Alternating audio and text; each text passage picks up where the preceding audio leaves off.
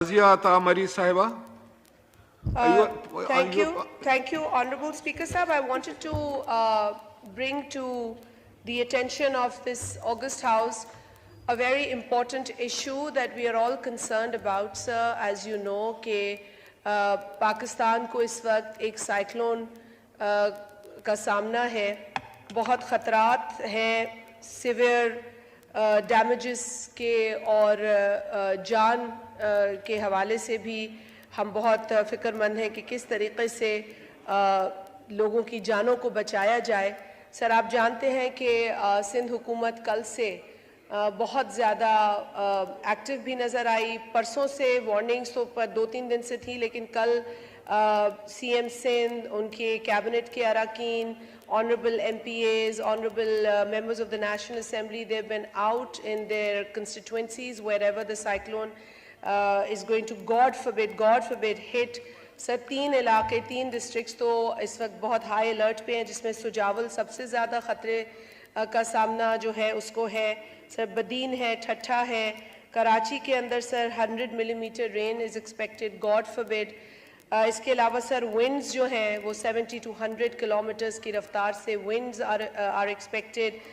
कराची शहर में bill boards हटाने के अहकामात भी जारी किए गए हैं, उस पर भी काम हो रहा है।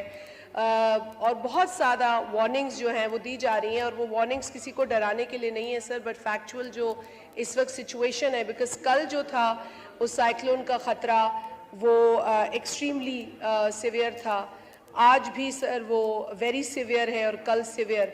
ये 3 दिन ऑब्जर्व किए जा रहे हैं। 14th and 15th are the days that we all have to be very careful about. हमें मूवमेंट्स को लिमिट करने का कहा जा रहा है, घरों से ना निकलने का जो है वो वार्निंग दी जा रही है। तो आई थिंक सर, आपके तवस्सुत से, इस ऐवान के तवस्सुत से ये इन्फॉर्मेशन ज़रूर जानी चाहिए कि लोग जो हैं इन प्रिकॉशंस को सीरियसली ले, इन्हें एक्सरसाइज करें। एंड अल्लाह ताला ने हमें बहुत दफ़ा पहले बचाया है और अल्लाह ताला का हम पर करम होगा। हमारा ईमान है कि अब्दुल्ला शाह गाजी का मज़ार भी हमें बचाता है, लेकिन हमें अपनी भी तदाबीर करने की ज़रूरत है। हमें इंटेलिजेंटली उन तदाबीर पर अमल करने की ज़रूरत है।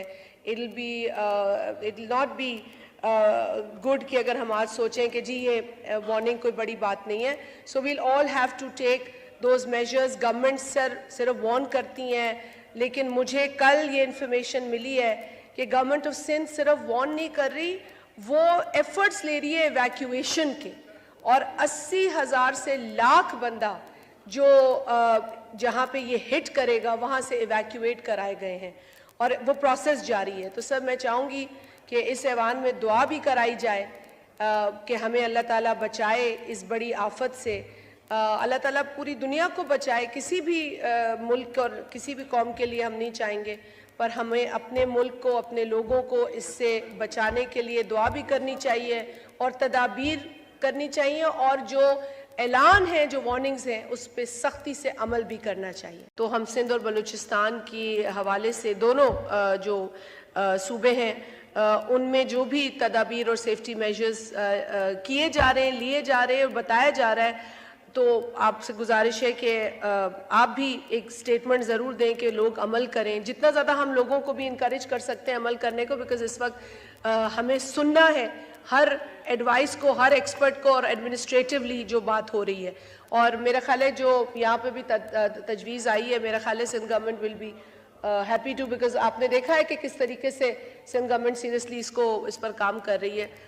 तो again sir, it's climate crisis, लेकिन क्लाइमेट क्राइसिस हो, हेल्थ क्राइसिस हो या इकोनॉमिक चैलेंज हो, उसका असर आवाम पे पड़ता है, और सबसे ज़्यादा वल्नरेबल कम्युनिटीज़ उससे जो है मुतासर होती हैं। तो ये शॉक्स जो हैं सर, हम अल्लाह से दुआ करते हैं कि ये हमें फेस ना करना पड़े, और यहाँ भी इसलिए मैंने कहा दुआ कराई जाए।